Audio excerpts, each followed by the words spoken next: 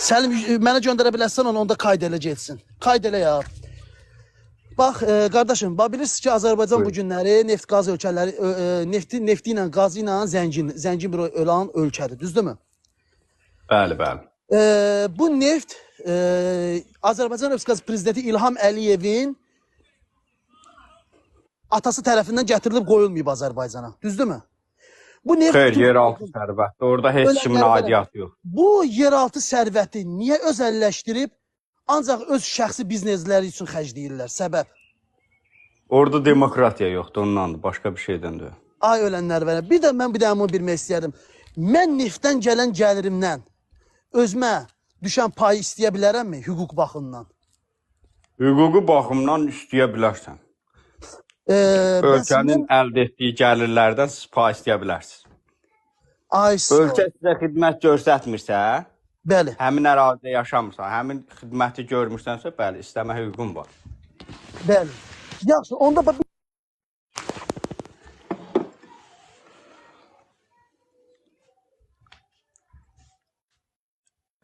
həbs edirlər.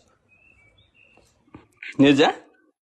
Niyə Azərbaycanda mübarizə aparan qardaşlarımızı, xanımlarımızı haqlarını istədiklərinə görə hansısa bir ittihamlarla üstlərini şərböhdən alıb, atıb, həbs edirlər? O barədə mən sizə heç nə deyə bilmərəm də, konstitusiyanı yəqin ki, pozub həbs edirlər. Bir dənə sual verim.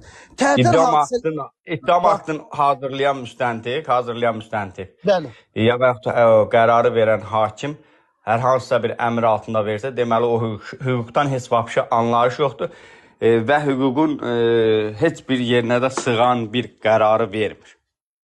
Sizə bir dənə sual verim. Və vicdansız da, vicdanı həmin insanlara daha çox satılmış insanlar deyilir. Bax, sizə bir dənə də sual verim mən. Buyur. Bax, belə bir şey deyim sizə. Bu Tərtər hadisələrində bizim nə qədər qardaşlarımızın üstünə şərböhdən atıb, zor tətbiq elədilər. Bax, beləsinə deyim, zorladılar, təcavüz elədilər. Bilirsiniz də, yəni ki, atanı balaya zor atırdılar, balanı ataya zor atırdılar, toka verdilər, putulkanın üstündə. Bəli, ölkədə o hadisə sensasiya yaratdı, düzdür.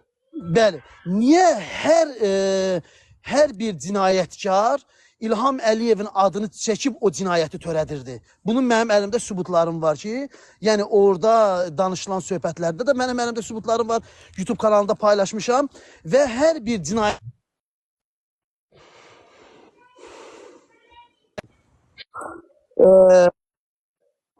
Bizə verilən əmir Azərbaycan Respublikası Prezidenti İlham Əliyev tərəfindəndir.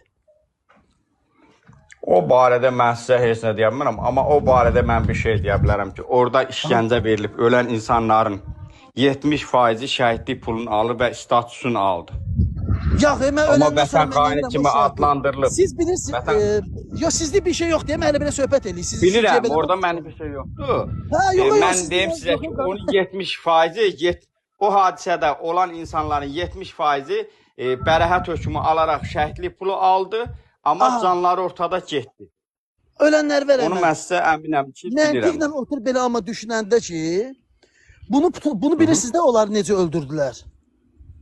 Bəli, onların işində mənim anlayışım var. Arxa nahiyələrinə salıb, demirəm, orada mən... arxa nahiyəsində cırılıb... Ya, onu indi burada deməyək də, onun bizə aidiyyatı yoxdur. Yox, öldü. İnsanların şəxsi şeylərinə toxunmuyor. Bizə aidiyyatı yox. Yox, fakt bunu ictimailəşdirmək lazımdır ki, qoy Azərbaycan hakimiyyəti nə qədər qəddar olduğunu... Yox, mən sizə bəy, belə bir şey deyim də. Mən sizə bir şey deyim, bir şəxsin arxasına məcburi putulka salırlarsa, bu o şəxsdə sınılası bir hərəkət yoxdur. Başa düşdünüz necədir? Yəni ki, mən o şəxsə necə deyim, sınılası bir şey yoxdur. Onu eləyən alçaqlar var ha. Prosta ki, niyə İlham Əliyev bu haqda bir çıxıb Tərtər hadisələri haqqında insanlarla bir öz fikirlərini insanlara çatdırmadı, insanlara demədi? Səbəb nədir buna? O barədə mən sizə açıqlama verə bilmərəm. Yaxşı, sizə bir dənə də sual verim, daha sağollaşaq. Bax, mən sizə bir şey deyim. Azərbaycan şəhidləri... Ona əsl cavab verəsi insan Zakir müəllim idi. Müdafiə naziri. Hə, ay ölənləri bilirəm sən nə deyirsən. Mən Allah səni cansın sağ eləsin, öpürəm. Bir də Nəcməddin Ay. Sadıqov idi. Bax bir dənə söz deyim sizə. Bax bu günləri Buyur, buyur. bütün şəhidlər hamımızın şəhididir. Düzdürmü mənim Bəli. qardaşım?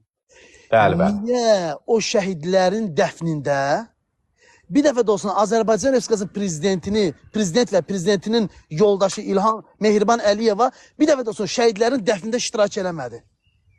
O könüllü əsasındadır. İndi o iştirak eləməyib, amma o könüllü əsasında olmalıdır. Mən belə başa düşürəm. Amma mən də belə başa düşürəm ki, öz oğlunu o müharibədən gizlədən bir şəxs ən azından gedib hansısa bir şəhidin dəfnində iştirak eləməlidir. O barədə biz heç nə deyəməliyik. Heç bir zat Yox, mən bir şey deyim da. Yox, indi bizim mən sənə bir dənə açıqlama deyim. Bizdə bir dənə qanun var. Siz Avropada yaşayırsınız. Mən o qanunu deyim sizə. Bizdə prezident çıxıb qanun imzalayıb ki, əsgərliyə getməyən dövlətdə heç bir işləyə bilməz. Konstitusiyaya ziddir. Ay sağ.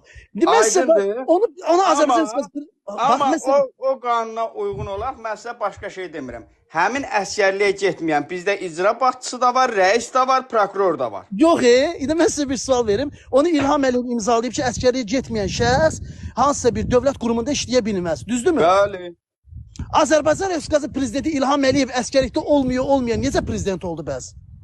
Möhlət hüququ var ona görə. Efendim də sənə Allah and olsun. İlham Əliyev əsgərlikdə olmuyor. Bilirsən də onu. Bilirəm. Möhlət hüququ var ona görə. Bilirsən əsgərlikdə olmuyor. Özü gedir. Prezident olur. Amma əsgərlikdə olmuyor. Bir insanı bir dövlət işinə işə götürmürlər. Çox qəribə qanunlarımız var. Yox, o qanunu imzalayıb bəy. Amma icra başçısı da var. Əsgərliyə getməyən. Prokuror da var, rəis də var.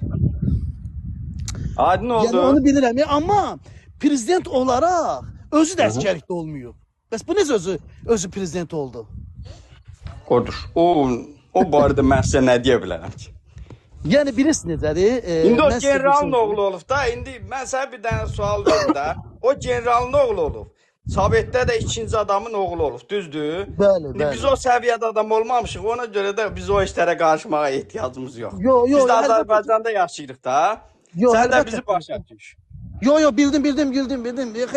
Nə bilim qardaş, özünə yaxşı bax. Allah amandır. Sağ ol. Əgər həqiqətən də səni tutub narkotik nəzarətə basmasalar içəri, bir gün səninlə görüşüb öpəcəm səni. Var olasan.